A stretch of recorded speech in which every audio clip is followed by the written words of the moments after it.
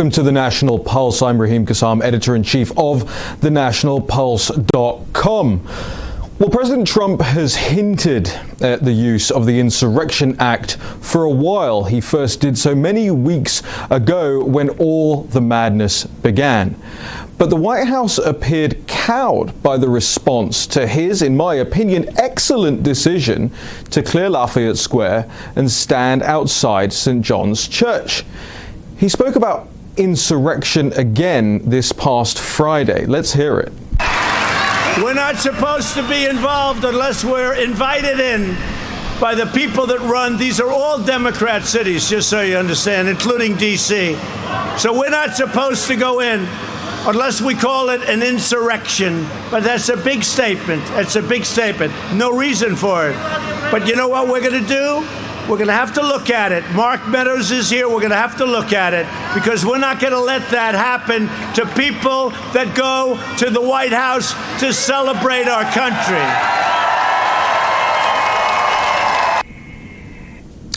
Now, in the wake of the murder of one of his supporters in Portland, it's time to use the Insurrection Act. No more talk. The Insurrection Act was originally signed into law by President Thomas Jefferson in 1807, and it provides the President of the United States with the ability to tackle the clear attempts at insurrection taking place in the United States today. In fact, 12 U.S. presidents have used it, from Jefferson himself to John F. Kennedy to George H.W. Bush during the L.A. riots. And if Trump dithers or delays any further, I fear the Biden campaign's latest attempt to portray the violence as Trump's fault may start to take hold. Remember, most voters have already made up their minds. Both camps are firmly entrenched. Both sides are only playing for a small percentage of the vote, which is still up for grabs. So clearly, President Trump's solid base won't reject him on November the 3rd based on BLM and Antifa riots. But there are people, especially female voters, mothers, who are concerned this violence will spread to their suburbs and that the president needs to act before it does. MSNBC's Donnie Deutsch laid out the Democrats' branding exercise in trying to bring violence to ordinary people and then blaming Trump for not doing anything about it. Let's listen. I think it's going to come down to one question. Are you safer today than you were 4 years ago? And that's when you look at either the coronavirus or the violence. And I think what's so important, and Biden is teeing it up today when he talks about, Trump's America. We need to brand. We need to do a judo move on Donald Trump, who basically last week tried to brand the White House. These are the Trump riots. This is the Trump violence.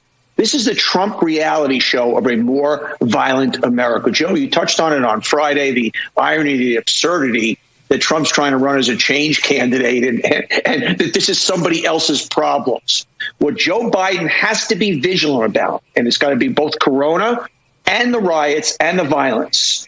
This is branded Trump.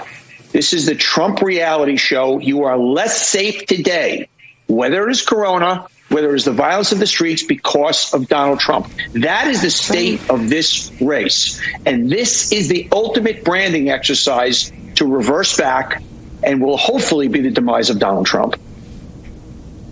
Branding exercise. Antifa and Black Lives Matter have already begun running through residential neighborhoods in cities like here, Washington, D.C., screaming, "If we don't get no justice, you don't get no sleep." How long can it be before they're knocking on doors, breaking through windows, smashing cars and other private property? It's not long, believe me. I want you to watch this clip from Friday of BLM terrorists claiming they will burn the White House down. And sorry for all the bleeps here, but these people can't string a sentence together without expletives. Let's roll the clip. I'm at the point where I'm ready to put these police in the grave. I'm at the point where I want to burn the White House down. I want to take it to the senators. I want to take it to the Congress. I want to take the fight to them.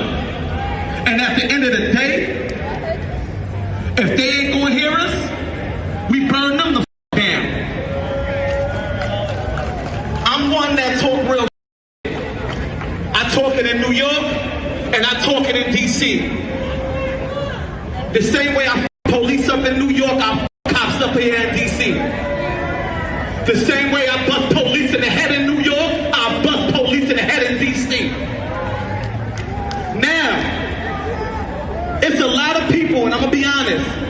It's a lot of people that's on this front line. And one of the things that I always say, don't get on this front line if you ain't gonna fight. Don't get on this front line if you ain't gonna take no hit. Don't get on this front line when the police push up, you push back. If you won't be on this front line and them racist, nasty punk police is pushing up, you push the up. Incredible footage. Brendan Leslie took that footage just this past week. Didn't see that on CNN, didn't see that on MSNBC while Donnie Deutsch was smack talking the Trump riots there. Look, the violent mob is ever encouraged by a lack of federal action. They think Trump and his supporters are scared. And that's the narrative the media has been promoting as well. I want to make sure that we are listening to the mayors of these Democrat cities at the moment, and in their words, and what their suggestions are for dealing with a lot of this violence. You have Mayor Ted Wheeler.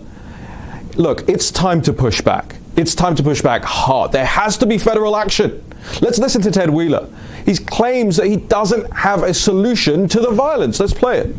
Have you asked the governor for National Guard involvement? As you know, on two prior occasions, I have asked the governor for the National Guard. She declined in those two circumstances.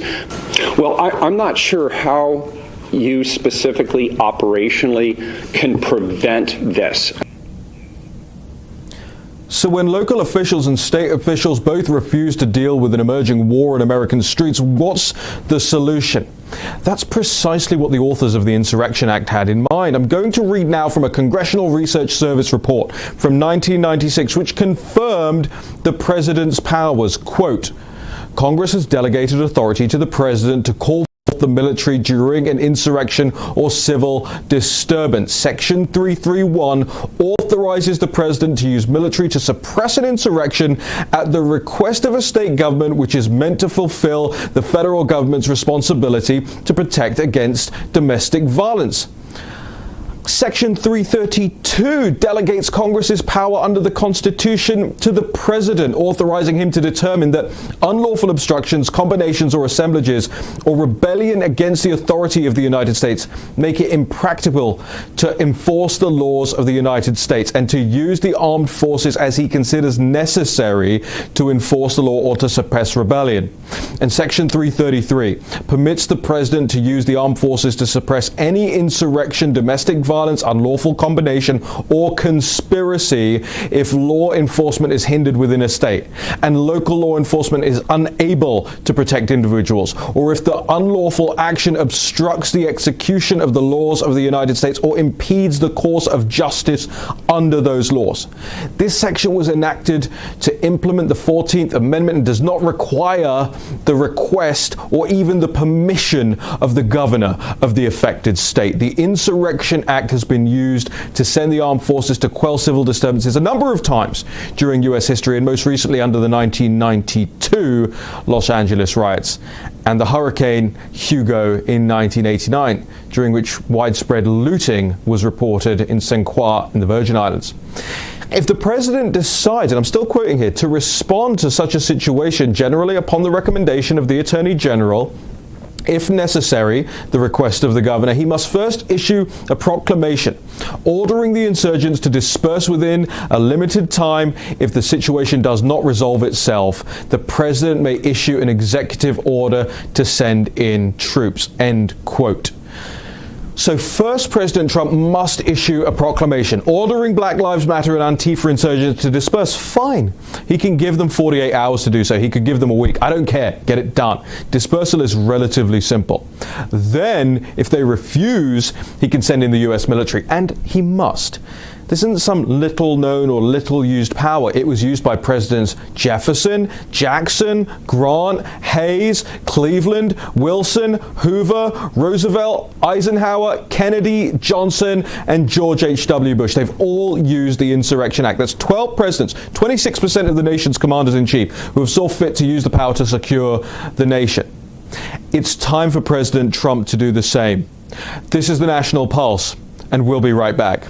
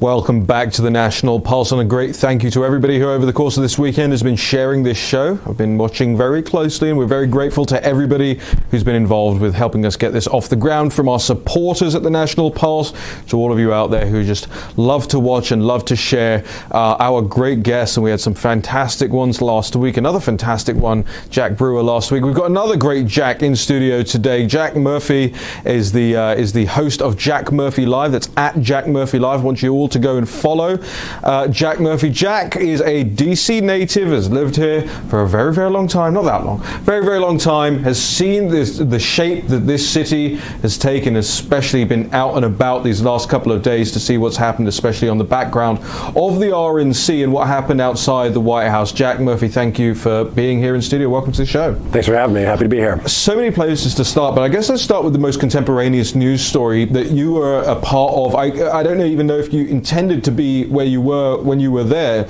but you were basically outside the White House, and I think you were the first person to spot Senator Rand Paul in a spot of trouble last Friday? That's right. So outside the RNC, as guests were leaving, I was just there that night to sort of cover what was happening in the streets and to see the riots, as I have been off and on since the end of May.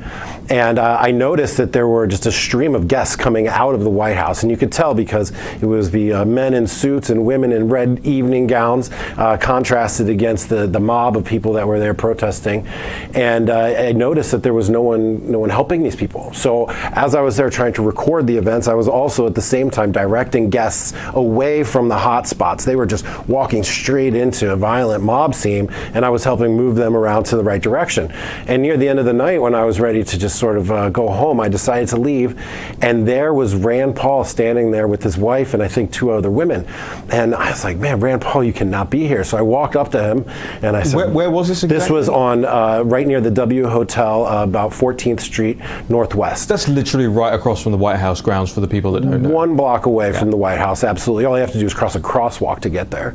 But he was there by himself, unaccompanied, and I had just left the scene. So I walked up to him. I told him he needed to get some security immediately.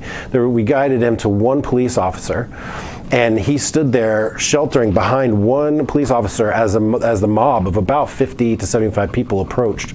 They cornered him, had him trapped. He had to wait for probably about 10 minutes until a sufficient number of DC police officers appeared on scene to help escort him through the crowd. And once they did, people were pushing and shoving, jostling, screaming at him to say Breonna Taylor's name, when of course he was the one who wrote the Breonna Taylor Act.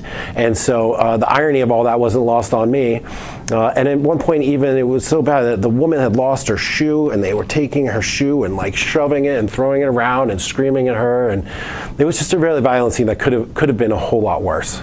Seems like just a totally normal city, just totally normal times, right? But this is, I mean, Joe Biden today saying that the violence is not going to stop if President Trump gets another 4 years. I mean, in your estimation, isn't that a threat? That is absolutely a threat. But what's important to do is put this into context.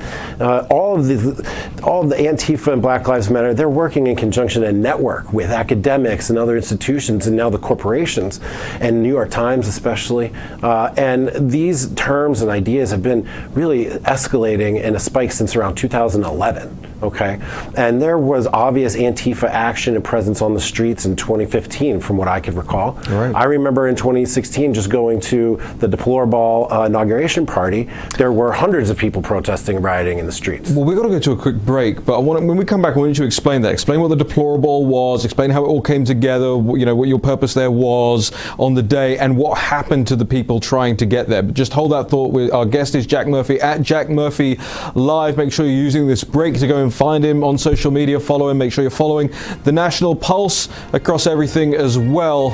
I'm Raheem Kassam. We will be right back with more National Pulse, more Jack Murphy after this break.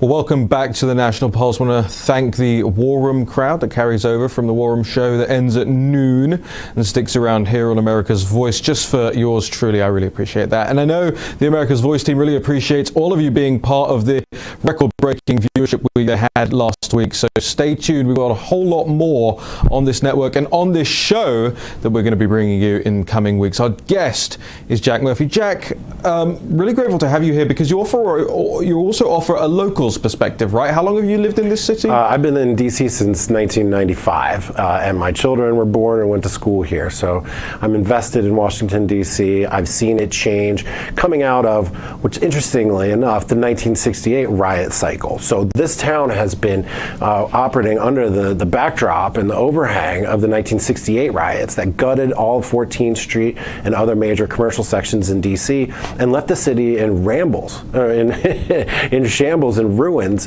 for decades, to the point where it was so bad that people just legitimately abandoned their properties in the city. Have you seen those images coming out of New York of the lines for the U-Haul places? I have, yes. Of people just leaving, and I can see that happening in DC as well. It's not going to be too long until that happens. And by the way, when the 1968 riots, didn't they use the Insurrection Act back then too? Absolutely, they certainly did. 1968 riots all over the country. They used the Insurrection Act to go in with the National Guard and the military to put down the rioters.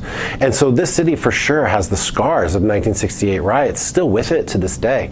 And I am concerned to see that we may have something similar to that happen. You can go to Georgetown right now, one of the premier shopping districts in Washington, D.C., and see that maybe a quarter of the shops are boarded up, a quarter of the shops are just vacant, another quarter of them are just on limited hours, and the rest of them maybe have a skeleton staff inside because there's just no foot traffic. The whole scene and energy has totally died, and everyone I know is thinking to myself, why do I even live in the city anymore? Hold on, you're telling me that the so-called party and movement of workers, the left, is actually hurting ordinary workers?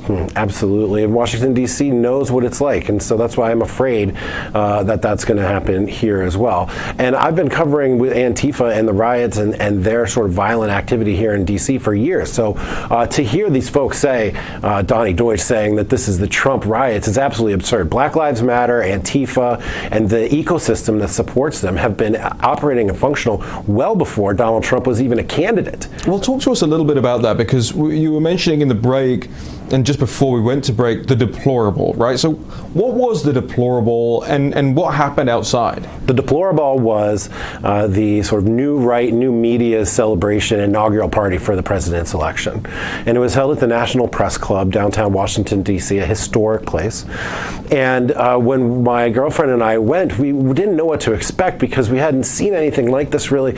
So when we get there, the whole entire city block is filled with Antifa rioters and protesters, bonfires, people throwing batteries, and Antifa had been conspiring to release acid gas within the deplorable that night, and they were arrested partially through the work of Project Veritas, but those folks were arrested and charged. So this is not a pipe dream, this is not some sort of weird fantasy, this is real life. There were regular people there, older people, there was 1,000 people at that party, and if Antifa had gotten their way, they would have done an acid gas attack at the party on the guests. I've had Antifa chase me around Washington, D.C. yelling death threats at me. Antifa doxed me, swatted me, sent the cops to my house, had me fired from my job just because I have alternative Wait, I didn't know any of this about you, actually. Yes, sir. Antifa doxed me in 2018. They revealed my real identity. They sent a campaign to my employer and had me fired. And not only that, they even contacted my local Little League board and got me banned from coaching Little League. So I know what Antifa is all about, and I know what they're doing, and I've seen it escalate over the years. This is not the Trump violence. These are not Trump riots. This is Antifa, Black Lives Matter, Marxist insurrectionists that have come together with an aligned common goal, which is to diminish the power of the federal government, and they are now working in concert and have been for a number of years. So this is aided and abetted by their corporate helpers. If you see on the street in Washington, D.C., you've got not only the local Democratic Democratic mayor has painted in giant see from space lettering on the street, Black Lives Matter. She changed the name of the intersection to Black Lives Matter Plaza. And then the buildings behind are draped in corporate sponsored Black Lives Matter sort of propaganda. And then there they are on the street battling the police and the Secret Service and the Park Service. And you have to ask yourself, like, who's the home team here? Is this the capital of the United States? Is this Washington, D.C.? No, or is this the capital of Antifa, Black Lives Matter? The street's named after them, their name's painted on the street, and they've got their banners hanging around them as they bang war drums and form shield walls to confront the police in open street battles right in the heart of Washington, D.C., where now there's buildings boarded up, commerce is slow to a halt, people are afraid to go out at night, and my city is just crumbling around. And so when I think about what we can do, yes, Insurrection Act is certainly part of it, and the president should take action to prevent us from getting to a LA riot situation or 1968, heaven forbid. But don't forget, over 30 people have died this year nationwide in the Black Lives Matter Antifa uprising. And so and when JFK used the Insurrection Act, only 3 people had died back then, and he saw fit to use the Insurrection Act back then. So we've had over 30 now. We've got to go to a break in a minute, but I just want to ask you, would I be correct in saying that you haven't always been this sort of tub-thumping right-winger,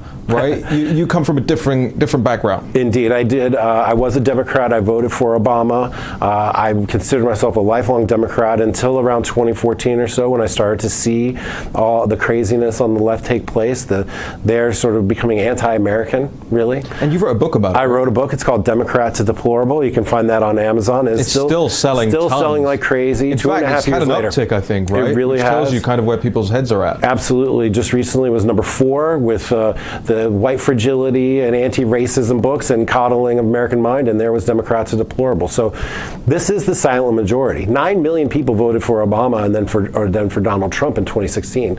That number is only growing, and the silent majority is going to be even stronger and even bigger, I believe, in 2020 as well. Can we keep you for one more segment? Absolutely. We'd love to have Anything for you, Raheem. Thank you.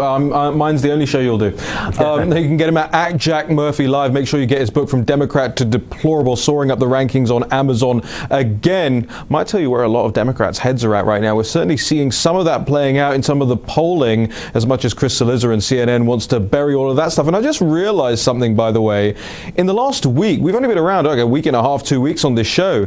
We've had 3 Democrats who now support the President of the United States, President Trump. And that wasn't by design.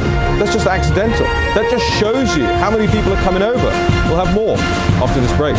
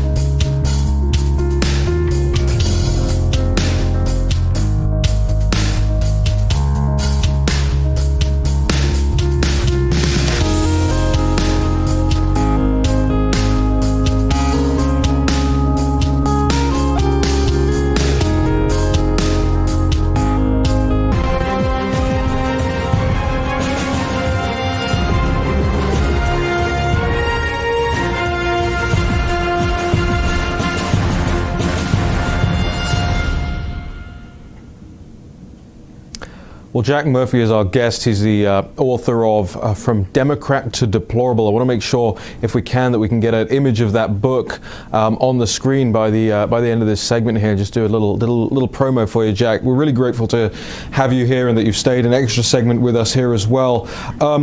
Now, you've walked us through, you've been through this before, we've seen it with the deplorable, you're a DC native, you know this city inside out.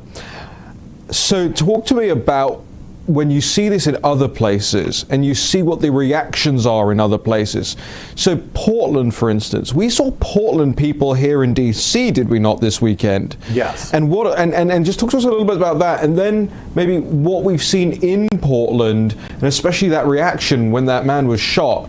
I think it was really shocking. It was. So there is multiple pieces of evidence that show, even they admit it, that Antifa from Portland, people who had been there over the last 60 days, have traveled across the country to Washington, D.C. to set up and lay siege, as they say, to the White House. They said they were going to start on September 17th, but it appears they've gotten a little bit early. And I noted when I was out, in the recent times, to seeing just like an uptick in Antifa people in the street, with the equipment and the gas masks and the helmet and the umbrellas and the organization. They're out with walkie-talkies and radio communication and such, and they're very coordinated. And what I saw happen in Portland is now a total escalation to where it is clear that there are people, Antifa, self-proclaimed Antifa, going out into the streets in Portland, targeting Trump supporters, waiting until they are isolated, calling them out with spotters. Hey, we've got one over here. That's in the video. That is in the video. Coordinated group of people, and then shooting the man point blank on the street. Then there were multiple other people around at that time who did not react. They were not surprised. They looked around on the ground, may have been looking for shell casings. Another man sort of went up to him to confirm the kill, and then they all just calmly walked away. No one was screaming. No one flinched. They knew what was coming. This was a coordinated attack, an assassination, a hit team operating in the streets of Portland. Now, I know that people are coming from Portland to Washington, D.C. I know that they want to lay siege to the White House. Now, that might not be so easy for them to lay siege to the White House. Right. So what are they going to do then? They're going to take that energy and that violence and direct it elsewhere. And I'm afraid that these people from Portland are going to be here in Washington, that they're training to have in-field hit teams functioning and operational, potentially in the District of Columbia. And as they go into the residential neighborhoods and continue to harass diners and citizens and just people enjoying their evening, the boundary of where this conflict is going to take place is just, there's no boundary. They're going to spread out. I'm afraid that they're going to try to lay siege to the White House, be unable to do it, and then decide that they need to find other weaker, softer parts of the city to attack. I mean, that makes sense. Firstly, you've got a mayor who isn't going to be willing to crack down on these people at all. Not just willing, but 100% supportive and behind them. Right. And you do have soft parts of town as a result. We've seen some of the footage from this weekend when they're marching through the residential neighborhoods. My fear is, look, you can't defend yourself in Washington, D.C. You can't carry a weapon. You can't even have a weapon in your house, really. I mean, I think there are some crazy exceptions for it, but the average person isn't going to be able to defend their own lives or their own property in Washington, D.C. And that's fine for the 75% of Democrats that may not be targeted, because guess what? They've plastered their houses in rainbow flags and BLM flags and all of this stuff. And by the way, I talk to the Democrats who live here, and even they tell me, oh, we're only doing it so that they don't touch our houses and don't attack our houses. But for the few Republicans who are in this town, whether they're working in the White House, whether they're working on Capitol Hill, whether they're out dining, whether they're with their families, whether they're walking their dogs, whether they're taking their kids out, whether they're trying to drive out or into town because they're blocking the bridges, they're blocking the tunnels now. I mean, what portends if the president doesn't do this, doesn't take action, doesn't do this insurrection act, doesn't crack down on this, and allows all these people to flood in across state lines, and as you say, as you predict, start targeting softer areas of town. I mean, right now we've got 33 odd people dead across the country as a result of these things in the last couple of months alone. My fear is this turns into some of those other cities that you saw, Baltimore's and the DC's back in '68, and you see this all just this huge tinderbox erupt. And what point is it then that we do take action? Is it another 10 dead? Is it 15 dead? Is it another 30 dead? Like, what's the cutoff? And that's my fear, Jack. Yeah, Yeah, I'm ready. I'm ready for them to nip it in the bud. If you'll remember, at the end of May, I was in the street, one of the very few reporters in the street those nights, and they setting buildings on fire, just wanton open destruction, hordes of people just streaming the streets, breaking into shops, looting buildings, burning things down, just wanton destruction and violence. And then they proceeded to move westward into the Palisades, which is a very nice neighborhood in Washington, D.C., where they destroyed windows in elementary schools, in the local markets, Mac Market. Tucker Carlson pointed that out as well. And so they've shown that they're willing to go into the residential neighborhoods. And now you bring these additional new tactics, open, cold-blooded execution in the street in Portland. I don't know why we won't be seeing that here in Washington. We're less defended in here in Washington. There's no open carry. You can get a concealed carry permit, but that takes it forever. It's very difficult. So there's nobody just walking around on their front porch with their shotgun like there may have been in Oregon or in Wisconsin and other places. Real America. And a lot of these places, I know this might sound like a small detail, but a lot of these places are super old buildings. They don't have like modern alarm systems. They're not like centrally hooked up. Like a lot of Capitol Hill, especially in some of the other older neighborhoods around, you set one building on fire, you're setting the whole street on fire, right? Like that's the situation here. And look, I know we're talking about Washington D.C. because we're in Washington D.C., but this is coming up and taking place in cities and towns around the country as well. But you're not really seeing it in any Republican-run towns and cities. They all, at the end of it, have a Democrat. I mean, Kenosha. I never heard of Kenosha before all this kicked off, and I knew without even looking at it that it was going to be a Democrat mayor, and sure enough, it was. Well, not only have the Democrats been tolerating what's been happening, they actually outright openly called for it. Right. If you recall, Maxine Waters telling people to go meet these folks anywhere they are, anywhere you find them, people trying to disrupt your life. There's an open call for violence right now. Jack, we're going to go, we're going to bounce, but your book is on the screen there, From Democrat to Deplorable. I want to make sure that everybody gets it. Jack, just tell the camera, where can people follow you? Where can they get your updates? The best place to find me is on Twitter at Jack Murphy Live. We do a lot of work there, lots of videos, lots of live streaming, lots of tweets and articles and breaking news. JackMurphyLive.com as well. And please do get the book, Democrat to Deplorable. It is a moral and philosophical reason for justification for voting for Donald Trump, because there are ones. It is the right thing to do. Thank you so much for joining us here, Jack. My pleasure. The National Pulse will return with me, Raheem Kassam, with Natalie Winters after this break. And guess what? We're talking about the Chinese Communist Party and its involvement in all of this.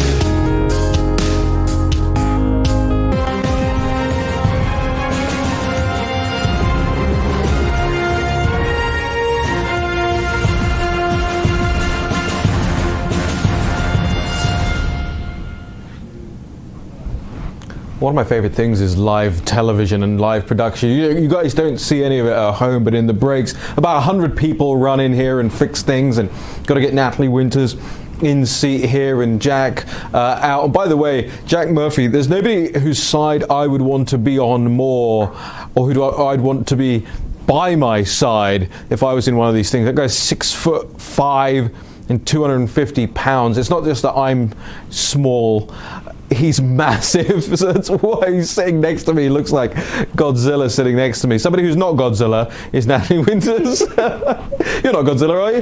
Don't think so. Except the other Godzilla I know is John Fredericks, the Godzilla of truth.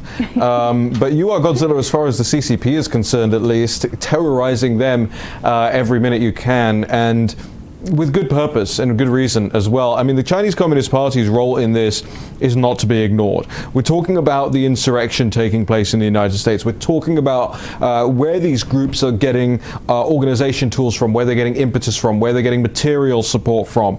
And while the dots are yet to be fully connected, you can start to see the dovetailing of certain things taking place right now. So Natalie, let's take our time and go over this, because people will really need to understand that it's not just a domestic terror threat we're dealing with. This is a terror threat that spans overseas. Antifa comes from Germany. It comes from Europe. A lot of the organizational tactics that Jack Murphy was talking about there are inherited from Antifa in Europe. A lot of the secondary and tertiary support elements, the think tanks and the pressure groups and all of that, you see that in Europe as well. But a part of it that we're not paying attention to appears to be the Chinese Communist Party. So tell us about that. Sure. Well, I don't want to undermine the influence that groups like Antifa and Black Lives Matter are having on these protests, right? They're certainly perpetuating these unfortunate events. But the Chinese Communist Party, similarly Marxist to the aforementioned groups, are also exerting extreme influence on these riots, on the lootings you see happening. Specifically, in July, back when we saw Wall Street Journal reporting how firearms, illegal firearms, were circulating around protests in Louisville, Kentucky, just days before that report surfaced, Customs and Border Patrol had seized nearly 11,000 assault weapons parts that were circulating around that same city. In that same month, a website which was selling gun silencers and gun suppressors, funneling them into Detroit, which, as we know, is a city, I believe it's the most violent, most dangerous city in America. They were from China, from Shenzhen, China. They were funneling in gun silencers and gun suppressors, again, to this area that's been wrecked with violence. And even this month, we saw nearly 20,000 fake IDs be funneled in via Chicago. Again, another hotbed for this violence that we're seeing wreaking havoc on American streets. Nearly 20,000 IDs, which is especially concerning in light of the upcoming election, although we know ID isn't necessarily required to vote. These IDs have been linked to human trafficking, illegal gun sales, and more. It's extraordinary. I know some people in the White House have their finger on the button on these issues. Peter Navarro is very hot on these issues. He pays very close attention. But we haven't really seen the response out of the administration. We haven't seen them trying to communicate to the public that this is what's happening. So it comes down to you here on the show. It comes down to us on the National Pulse website to make sure that people know what's going on with CBP, to make sure people know what's going on with illegal weapons parts coming into the country. Because those weapons parts, they're not ending up in Dick's Sporting Goods, right? They're not on the shelves in reputable firms who are selling these things. These are street parts, basically, to put together illegal weapons that are being sold to criminals. Right? Yes, and to be fair, the FBI did hold a press conference where they said they were actively looking. A press conference. Exactly, but it's kind of a similar thing that we see with the Trump administration, where we get strong rhetoric. They said that they were actively investigating foreign interference in these riots, chiefly coming from the Chinese Communist Party. But then again, we never really saw indictments. We never saw any action materialize. It's also interesting, Chinese state media has been heavily covering these protests. CGTN, which we'll get into in the next block, they actually have a correspondent out in Portland who's covering the riots. They've been writing a host of op-eds slamming President Trump's response, trying to draw comparisons between Black Lives Matter and the Hong Kong protesters. So they're definitely seizing on this issue and weaponizing it to try to sell their mold of authoritarianism and cracking down on protesters. Pun intended? Weaponizing? Yeah.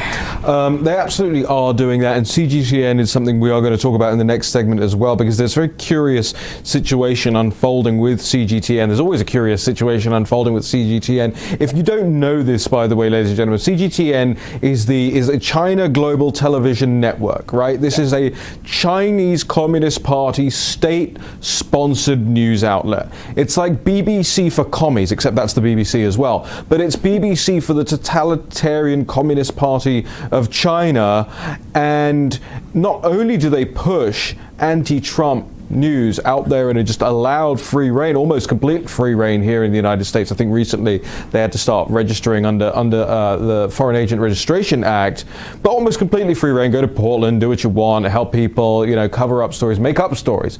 China's version of CNN operating here in the United States as well. But it's not just that. CGTN is tied to all sorts of weird and odd characters that we've mentioned and exposed over at the National Pulse before. This strange British academic, not really an academic at all, Tom Fowdy, who's now landed himself in a whole bunch of other trouble, it seems, if you follow social media.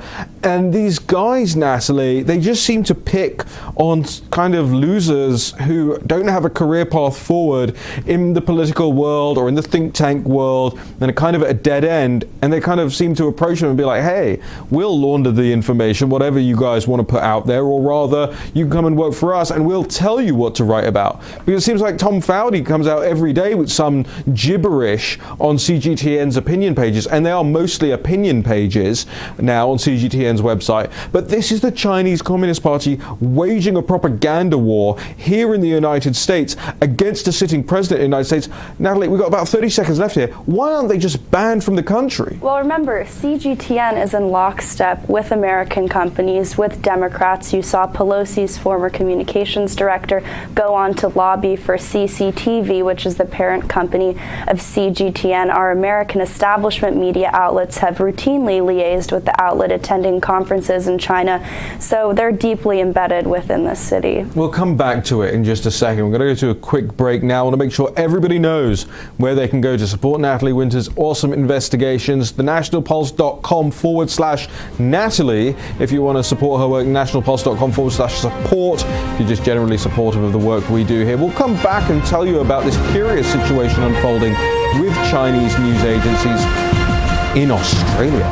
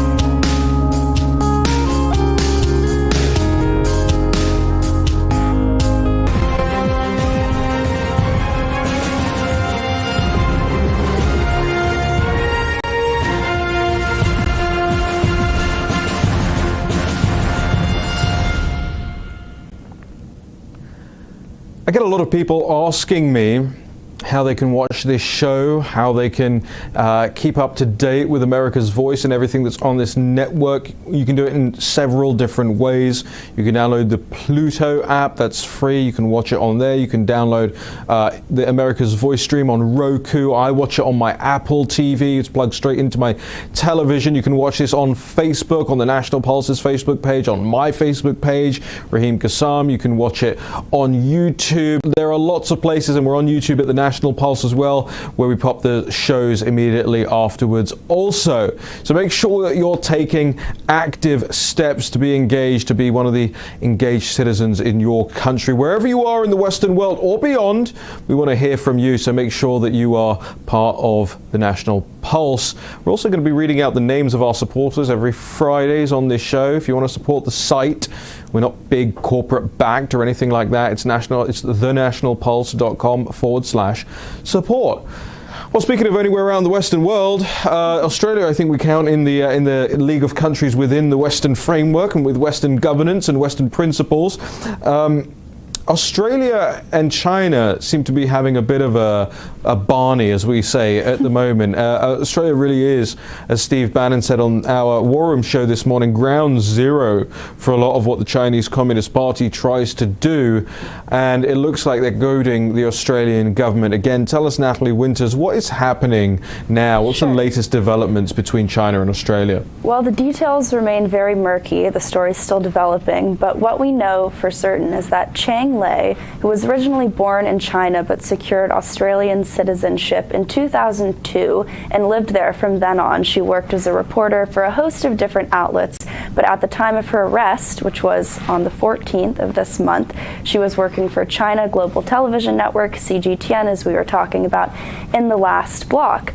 She was, as I said, arrested on the 14th of this month, and Western media and really her friends, colleagues, associates only found out that she was arrested this Monday. She's been missing for weeks. Yes, only her family knew her whereabouts. Again, she's been arrested and detained, it seems to be Beijing, by the Chinese Communist Party for no charge. And with that, as I said, she worked for CGTN, so it's certainly interesting that they would be arresting someone who is effectively one of their paid propagandists. She was visiting China and certainly casts the Australian government's July warning that if their citizens were to visit China, that they could face arbitrary detention. That's what they said. In July, yes. And that's what they're doing now, it seems. It is incredibly strange, murky, as you say, what's taking place. This woman goes missing 2 weeks ago now. Nobody finds out until this weekend, really. The news in Australia popping the story this morning. That's where we first saw it, from ABC in Australia and other Australian news outlets who are reporting this now. But even more disturbing than just what you laid out, as if that wasn't disturbing enough, is that CGTN, state-owned Chinese Communist Party media outlet that she worked for, has wiped her biography and everything about her from their online presence, their websites and everything. Precisely, and if you remember, the Trump administration early on during his presidency, they forced CGTN to register as a foreign agent with the Foreign Agents Registration Act. So this again only goes to prove the links between the Chinese Communist Party and CGTN, but it really goes back to what you were saying about how Australia and China really are interwoven economically, politically. They've had a lot of scandals over the past 2 years of representatives, elected officials, having links to the Chinese Communist Party. A lot of their businesses have struck joint deals with Chinese state-owned enterprises, but even more short-term, specifically with regards to coronavirus, Australian officials wanted to launch an international inquiry into the origins of the virus, slamming China as the likely source of it. Chinese Communist Party officials did not like that. They retaliated with tariffs, bans, extra investigations into certain imports coming into the country. So I think it's definitely interesting to look at this as another example of really hostage diplomacy, which the Chinese Communist Party loves to do. We've seen it in Canada with regards to the Huawei case, but I also think that you can look at this really as a shot across the bow with the United States, right? It's a cautionary tale not only from our side of the ocean to see what being so deeply in bed with the Chinese Communist Party looks like, but also what they're willing to do. As I said, if they will arrest and charge one of their paid propagandists with this, what will they do to one of the 100,000 Americans living in the country, or even over here? Well, Perhaps, we know full well that they are used to disappearing people. This is one of their tactics. We saw this right off the back of the coronavirus pandemic when the whole thing first came to light.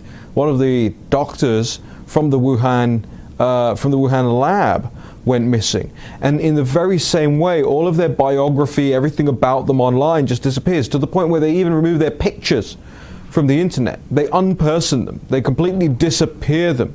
As one of the whistleblowers, Dr. Yan, has told us recently, they disappear people. And so the fear is that this is what they've been doing to Cheng Lei, is disappearing this person. So we're going to keep a very close eye on this situation right now. Ladies and gentlemen, we're at war here in the Western world, not just in the United States, domestically. We're at war. We just don't realize that we're being waged war upon by the Chinese Communist Party.